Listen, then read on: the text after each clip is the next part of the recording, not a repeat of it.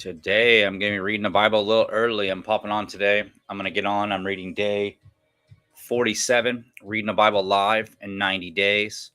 I've been reading generally at, 10, 10:30, somewhere around there. Between 9 and 11, I've been getting on and reading. But today, I'm going to get on, and I am going to read the Bible live, right? And sorry, I'm trying to share my screen. I'm going to be reading the rest of Proverbs today, day 47. Going to be reading Proverbs 17 through 31.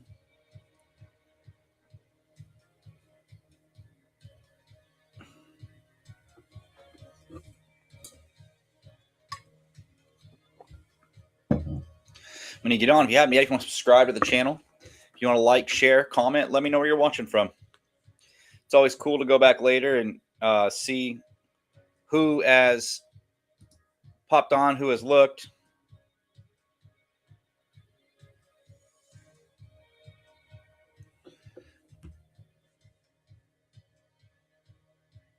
All right. So just want to make sure everything's working. We're going to go ahead and get started. I'm reading Proverbs 17 through 31 today. Better is a dry morsel with quietness than a house full of feasting with strife. A wise servant will rule over a son who causes shame, and will share inheritance among the brothers. The refining pot is for silver, and the furnace for gold. But the Lord tests the hearts. An evildoer gives heed to false lips. A liar listens eagerly to spiteful tongue. He who mocks the poor reproaches his maker. He who is glad at calamity will not go unpunished. Children's children are the crown of old men, and the glory of children is their father. Excellent speech is not becoming to a fool, much less lying lips to a prince. A present is a precious stone in the eyes of its possessor. Wherever he turns, he prospers.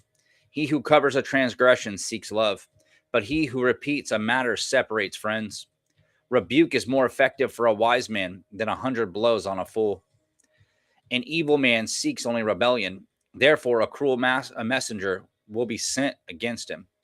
Let a man meet a bear robbed of her cubs, rather than a fool in his folly. Whoever rewards evil for good, evil will not depart from his house. The beginning of strife is like releasing water. Therefore, stop contention before quarrel starts. He who justifies the wicked and he who condemns is just. Both of them are like an abomination to the Lord. Why is the hand of a fool the purchase price of wisdom, since he has no heart for it? A friend loves at all times, and a brother is born for adversity. A man devoid of understanding shakes hands in a pledge and becomes surety for his friend. He who loves transgression loves strife, and he who exalts his gate seeks destruction. He who has deceitful heart finds no good, and he who has a perverse tongue falls into evil. He who begots a scoffer does so to his sorrow, and the father of a fool has no joy. A merry heart does good like medicine, but a broken spirit dries the bones.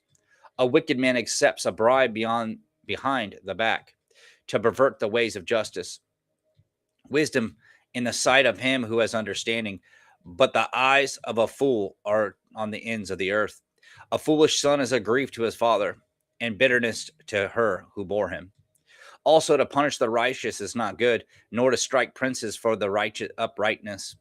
He who has knowledge spares his words, and a man of understanding is of a calm spirit. Even a fool is counted wise when he holds his peace. When he shuts his lips, he is considered perceptive. A man who isolates himself seeks his own desire. He rages against all wise judgment. A fool has no delight in understanding, but in expressing his own heart. When the wicked comes, contempt also comes, and with dishonor comes reproach. The words of a man's mouth are deep waters. The wellspring of wisdom is a flowing brook. It is not good to show partiality to the wicked, or to overthrow the righteous in judgment. A fool's lips enter into contention, and his mouth calls for blows. A fool's mouth is his destruction, and his lips are the snare of his soul.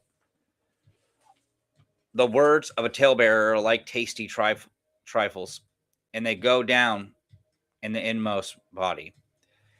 He who is slothful in his work is a brother to him who is a great destroyer. The name of the Lord is a strong tower. The righteous run to it and are safe. The rich man's wealth is his strong city, and like a high wall in his own esteem. Before destruction, the heart of a man is haughty, and before honor is humility. He who answers a matter before he hears it, it is folly and shame to him. The spirit of a man will sustain him in sickness, but who can bear a broken spirit? The heart of the prudent acquires knowledge, and the ear of the wise seek knowledge. A man's gift makes room for him and brings him before great men.